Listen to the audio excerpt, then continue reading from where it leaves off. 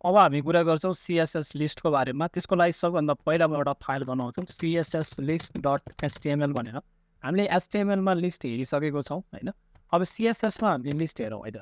अब लिस्ट भनेको त जुन HTML-मा भइरहेको लिस्टलाई हामीले डिफ्रेन्ट स्टाइल दिने काम मात्रै हामीले CSS-बाट गर्ने हो। CSS-बाट आफैमा लिस्ट बनाउने होइन होइन।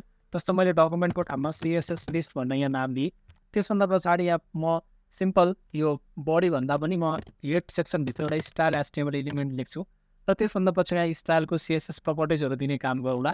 सबभन्दा पहिलो कुरा हामीलाई के थाहा छ भन्दा एउटा हामीलाई अर्डर लिस्ट थाहा छ हो जसलाई हामीले OL रिप्रेजेन्टेसन गर्थ्यौँ र अर्को भनेको अनअर्डर लिस्ट थाहा छ जुन हामीले HTML-मा हेरिसकेको छौँ होइन। अर्डर लिस्ट भनेको हामीले के गर्छौँ त्यसको पर्टिकुलर ऱ्याङ्कहरूलाई हामीले रिप्रेजेन्ट गर्छौँ जस्तै 1 2 3 भनेर रिप्रेजेन्ट गर्छौँ। अब अनअर्डर लिस्ट भनेको हामीलाई त्यसको आइटमको अर्डरसँग मतलब छैन। जस्ट हामीले के गर्थ्यौँ भन्दाखेरि कुनै एउटा स्पेसिफिक डिस्कले अथवा सर्कलले रिप्रेजेन्टेसन गर्थ्यौँ।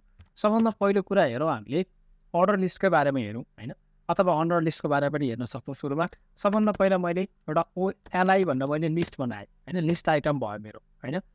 लिस्ट भनेको चाहिँ के हो यो कुरा भयो। तर योभन्दा अगाडि म के गर्छु पहिला एउटा ल सपोज गर्नुहोस् अनअर्डर लिस्टको बारेमा हेर्न चाहेँ भनिसकेपछि मैले UL लेखेँ पहिला। त्यसपछि यहाँभित्र मैले लिस्ट लगेर राखेँ।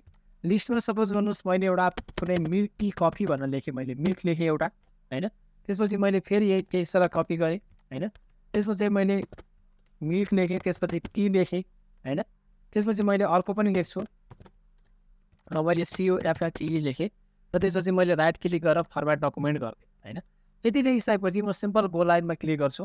तपाईँले आउटपुटमा देख्नुहुन्छ मिल्क टी कफी भन्ने एउटा डिफल्ट डिस्कको रूपमा यसले रिप्रेजेन्टेसन गरेर आइसकेको छ होइन। अब यही कुरालाई सपोज गर्नुहोस् यो भनेको मेरो के हो अनअर्डर लिस्ट हो। अब अनअर्डर लिस्टभित्र पनि मैले के गर्न सक्छु भन्दाखेरि लिस्ट स्टाइल टाइप दिन सक्छु होइन। यसको मैले यहीँ स्टाइल दिन पनि सक्छु अथवा मैले चाहिँ अनअर्डर लिस्टलाई चाहिँ मैले के गर्न सक्छु भने सपोज गर्नुहोस् यहाँ माथि मैले स्टाइलभित्र पनि लेख्न सक्छु होइन। अनअर्डर लिस्ट छ भने म के गरिदिन्छु अब यसको लिस्ट स्टाइल टाइप दिन सक्छु र लिस्ट स्टाइल टाइप चाहिँ मैले सपोज गर्नुहोस् सर्कलमा राखेँ। हेर्नुहोस् त मैले सर्कलमा राखेर म ब्राउजरमा जान्छु भने लिस्ट सर्कलमा रिप्रेजेन्टेसन भएर आइसकेको छ होइन।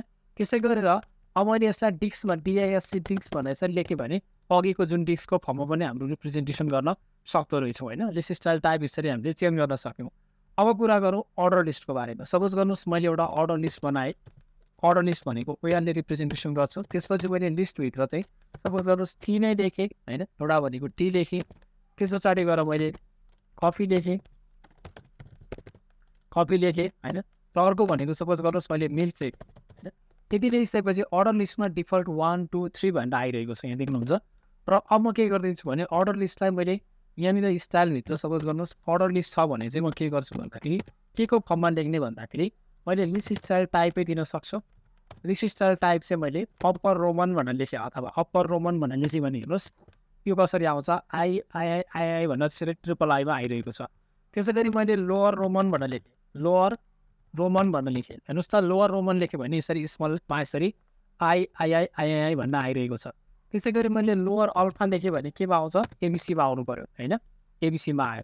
त्यसै गरी मैले यसो अप्पर अल्फा भनेर लेखेँ भने अप्पर अल्फा लेखेँ भने हाम्रो के हुन्छ क्यापिटल ABCमा यसरी आइरहेको छ। सिम्पल हामीले CSSमा लिस्ट गर्न सक्छौँ। त्यसपछि हामीले कलर दिने कुराहरू ब्याकग्राउन्डमा राख्ने कुराहरू चेन्ज गर्ने कुराहरू पनि भइ नै हाल्छ। सिम्पल एउटा लिस्ट स्टाइल टाइप भन्ने कुरालाई बुझ्नु होला। त्यसमा हामीले पिक्चरलाई पनि एड गर्न सक्छौँ। त्यसमा हामीले त्यसको स्टाइल भयो ब्याकग्राउन्ड भयो यो पनि चेन्ज गर्न सक्छौँ। केही कन्फ्युजन छ भने कमेन्ट सेक्सनमा कमेन्ट राख्नु होला। धन्यवाद।